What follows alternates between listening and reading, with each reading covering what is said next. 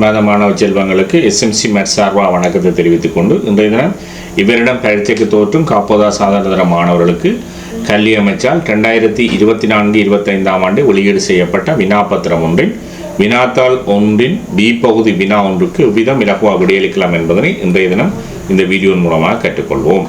பாடசாலை முடிவடைந்து மாணவர் குழு ஒன்று தத்தமது வீடுகளுக்கு திரும்புவதற்காக பேருந்து தரிப்பிடத்தில் பேருந்துக்காக காத்திருந்த நேரம் தொடர்பான தகவல்களை பின்வரும் பூரணமற்ற வலையுறு வரியம் காட்டுகின்றது. பதில் வலையுறு வரியம் ஒன்று தந்திருக்கு. நிலைக்குத்தா மாணவர்கள் எண்ணிக்கை கிடையா நேரம் நிமிடங்களில் தரப்பட்டிருக்கு.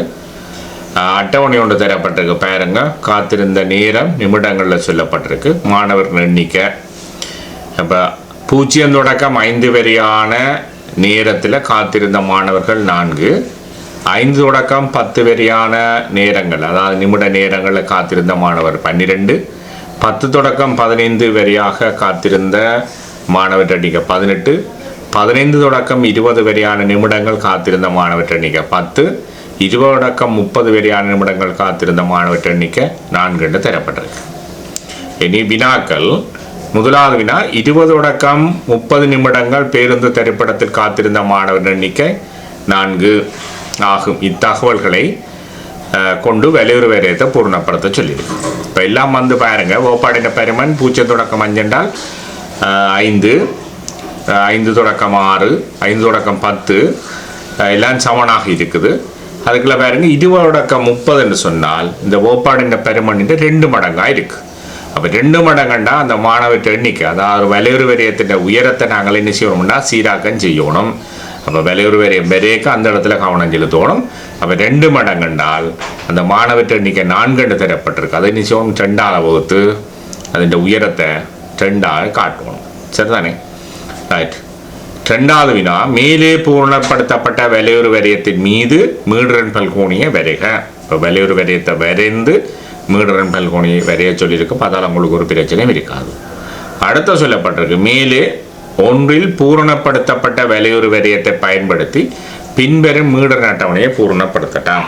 இந்த அட்டவணையை பூரணப்படுத்துறதுக்கு இந்த வலையுறு வரியத்தை பயன்படுத்தட்டாம். இனி முதலாவது வினாவை பார்ப்போம். முதலாவது வினா என்ன சொல்லியிருக்கண்டா, 20-30 நிமிடங்கள் பேருந்து தரிப்பிடத்தில் காத்திருந்த மாணவர் எண்ணிக்கை 4 ஆகும். இத்தகவல்களை கொண்டு வலையுறு வரியத்தை பூர்ணப்படுத்த சொல்லியிருக்கு. இது எல்லா ஓப்பாடின பெருமனை விட இது 2 மடங்காக இருக்குது. அதாவது 20-30, மற்றதெல்லாம் பாருங்க 5-10, 10-15, 15-20 இருக்கு. இது 20-30 இருக்கு. அப்போ 2 மடங்குண்டபடியா அந்த வலையுறு வரியத்தின் உயரத்தை நாங்கள் சீராக்கம் செய்யணும். அப்போ சீராக்கம் செய்யறா இன்னும் இருக்க போதும் அந்த உயரம் 4 2ஆல் வகுக்க போறீர்கள். வகுத்தீங்கன்னு சொன்னால் உயரம் 2ஆக இருக்க போதும். அப்போ 4 என்ன செய்ய போகிறோம், இந்த வகுப்பாடு பருமன் மடங்கு எத்தனையாக இருக்குன்னு பார்த்தா அதால் வகுக்கிறோம். ஆகவே 2. அப்போ முதல் என்ன செய்ய போகிறோம்னா 20-30 வகுப்பாடு அந்த வலையுறு வரியத்தை பூர்ணப்படுத்துவோம். சரிதானே? இப்போ இதில் பாருங்க, நிலை குத்தாச்சு அந்த 0 தொடக்கம் 5 வகுப்பாடை இல்லை 0 தொடக்கம் 10 அதாவது 0ல் வகுப்பாடு கீழில் அமைகிற சந்தர்ப்பத்தில் நாங்கள் முன்னுக்கு ஒரு வகுப்பாடின் பெருமானம் எடுக்கணும். அப்போ நாங்கள் முன்னுக்கு எடுக்க என்னவா இருக்க போது வகுப்பாடின் பெருமன் மறை 5 உண்டை நாங்கள் முன்னுக்கு எடுக்கணும். அப்போ அதை குறைப்போம். அதே போல் பின்னுக்கும் என்ன செய்யணும், 30 முடியுது, அடுத்த வகுப்பாடை ஒன்று எடுக்கணும். அப்போ நாங்கள் 35 பின்னுக்கு எடுத்துக்கொள்வோம். இனி என்ன செய்ய போகிறோம் என்றால் ஒவ்வொரு வகுப்பாடைய நடுப்பெருமானங்களுக்குரிய புள்ளிகளை குறைப்போம். இப்போ மறை 5 0 என்பதுக்குரிய நடுப்புள்ளியை நான் உரிய இடத்துல குறிக்கிறேன். அவ்வாறே 0 தொடக்கம் 5 என்ற நடுப்புள்ளியை குறிப்போம்.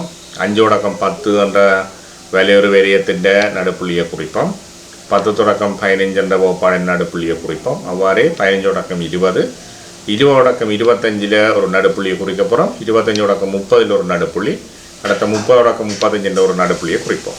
இதில் கவனிக்கணும் பிள்ளைகள், இந்த முன்னுக்கு தொடக்க வகுப்பாடின் நடுப்புள்ளியும் முடிவின்ற வகுப்பாடின் நடுப்புள்ளியும் குறிக்கிறதுக்காகவே விசேடமாக ஒரு புள்ளி வழங்கப்படும். அதுக்கப்புறம் இந்த எல்லா நடுப்புள்ளியிலும் குறிக்கிறதுக்கு ஒரு புள்ளியும் அதை இணைத்து வரைகிறதுக்கு ஒரு புள்ளியுமாக மொத்தம் இதுக்கு 3 புள்ளிகள் கிடைக்கும். அப்போ நாங்கள் என்ன செய்ய போகிறோம்னா அந்த நடுப்புள்ளிகளை இணைத்து வலையுறு வரியத்தை வரைவோம். சரிதானே? ரைட். இனி இதுகளுக்கு புள்ளி வழங்குகிற முறையை பார்ப்போம். முதல் வகுப்பாடு நிரலை சீராக்கம் செய்து அதை உரிய இடத்துல குறிக்கிறதுக்கு ஒரு புள்ளி கிடைக்கும். அடுத்தது இந்த நடுப்புள்ளியில் இணைக்கிறதுக்கு ஒரு புள்ளின்னு சொன்னால் அடுத்து அந்த தொடக்க புள்ளி முடிவு புள்ளிக்கு ஒரு புள்ளி மீடுரம் பல்கோணியை வரைகிறதுக்கு ஒரு புள்ளின்னு சொல்லி 3 புள்ளிகள் எங்களுக்கு கிடைக்கும். சரிதானே? ரைட். இனி 3வது வினா பார்ப்போம். மேலே ஒன்றில் பூரணப்படுத்தப்பட்ட வலையுறு வரையத்தை பயன்படுத்தி பின்வரும் மீடர் அட்டவணையை பூரணப்படுத்தட்டாம். அப்போ இந்த மீடர் அட்டவணையை பூரணப்படுத்த போகிறோம். இதில் பாருங்கள், மேலே 3ல் பூரணப்படுத்தப்பட்ட அட்டவணையை பயன்படுத்தி திரள்முறம் வளையை வரையட்டாம். அப்போ திரள்முறம் வளையை வரையிறண்டா திரள்முறன் பெருமானங்களை காணணும். அப்போ நாங்கள் அந்த நிரலை பூரணப்படுத்துவோம். அப்போ மாணவற்ற எண்ணிக்கை 4 இருக்குது, அதை 4 அப்படியே குறிப்போம். இனி 4ஓட 12 கூட்டினீங்கன்னா 16, அதை இந்த இடத்துல குறிப்போம். இந்த 16ஓட 18 கூட்டினீங்கன்னா 34, அதை உரிய இடத்துல குறிக்க போகிறோம். 34ஓட 10 கூட்டினீங்கன்னா 44, 44 கூட்டினீங்கன்னா 48. இந்த அட்டவணையை பூரணப்படுத்துறதுக்கு எங்களுக்கு ஒரு புள்ளி கிடைக்கும். இனி என்ன செய்ய போகிறோம்னா திறன்முறம் வளையை வரைய போகிறோம். அப்போ திறன்முறம் வளையை எங்களுக்கு குறிப்பிட்ட சில புள்ளிகளை குறித்து வளையை ஒன்று பூரணம் இல்லாமல் தரப்பட்டிருக்கு. இப்போ நாங்கள் மிச்சத்தை பார்ப்போம். என்ன சொல்லியிருக்கு? வகுப்பாடு என்ன மேல் இல்லை, அதாவது 5க்கு 4 குறித்து தந்திருக்கிறோம்.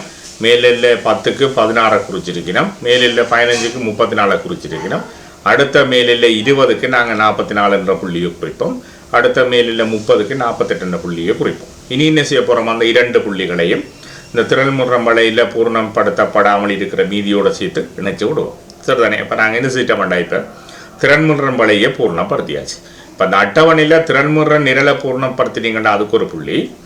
அடுத்த கேட்டு இருக்குது, இதில் திறன்முறம் வளையை பயன்படுத்தி ஒரு மாணவன் பேருந்து நிலையத்தில் காத்திருந்த இடைய நேரத்தை கேட்டிருக்கு. அப்போ இடைய நேரம்ண்டா இதில் பாருங்கள், திறன்முறண்ட கூட்டுத்தொகை, அதாவது மீடுண்ட கூட்டுத்தொகை 48ன்னா 48 2ஆல் வகுக்க போகிறோம். ஆகவே அரைவாசி 24. 24லேருந்து ஒரு செங்குத்து கூட வளையை கீறப்புறம் வளையை இடைவற்ற புள்ளியிலேருந்து இப்போ இந்த கிடைக்கு ஒரு செங்குத்து கூட கீறுவோம். கீறினோம்னு சொன்னால் அதான் என்னவாக இருக்கும்? இடைய நேரமாக இருக்கும். அப்போ 24க்கு செங்குத்தை கீறி வளையை வெட்டுறதுலேருந்து நாங்கள் கிடையச்சுக்கு ஒரு செங்குத்து கோடு கீறுறோம். அது 12.5 காட்டுது.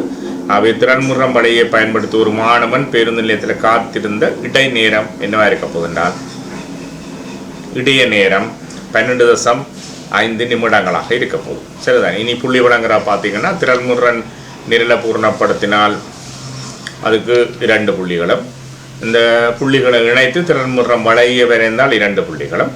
அடுத்து என்ன?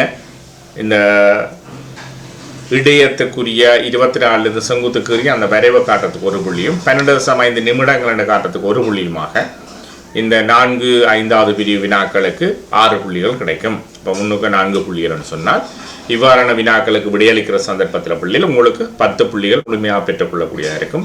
எனவே அன்பார்ந்த மாணவ செல்வங்கள், இவ்வாறு பயிற்சிகளை செய்வதன் ஊடாக இவரிடம் காப்போதா சாதாரண பரீட்சையில் உயர்தர பெறுபவர்களை பெற்றுக்கொள்ள இறையாசி வண்டி வாழ்த்துவதுடன் மற்றும் ஒரு வீடியோவில் சந்திக்கும் வரை உங்களிடமிருந்து வணக்கம் கூறி விடைபெற்றுச் செல்லும் உங்கள் ஆசிரியர் கே. செல்வா. நன்றி, வணக்கம்.